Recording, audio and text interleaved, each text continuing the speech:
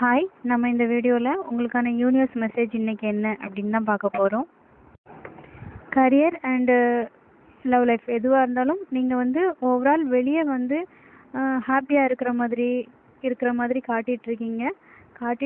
இன்னொரு விஷயம் வந்து நம்மக்கிட்ட இருக்கிறது போதும், அதை வச்சு ஹாப்பியாக இருக்கலாம் அப்படிங்கிற ஒரு மனநிலையும் இருக்கீங்க. ஆனால் மனசில் வந்து ஏதோ ஒரு விஷயத்துக்காக இன்னும் வந்து கரியராக இருக்கட்டும், ஏதோ ஒரு விஷயத்துக்காக ஒரு ஃபேமிலி வேணும் அப்படிங்கிற ஒரு இதாக இருக்கட்டும், இல்லை அந்த மாதிரி ஒரு விஷயமா இருக்கட்டும், ஏதோ ஒரு விஷயத்தில் ஒரு தேடல் இருக்குது. அதனால கொஞ்சம் வந்து டிஸ்டர்ப் இல்லை. அதனால நீங்கள் வந்து நல்லா இருந்தாலும் சில விஷயத்தில் இது மிஸ் ஆகுறீங்க அப்படின்னு தான் சொல்ல முடியும்.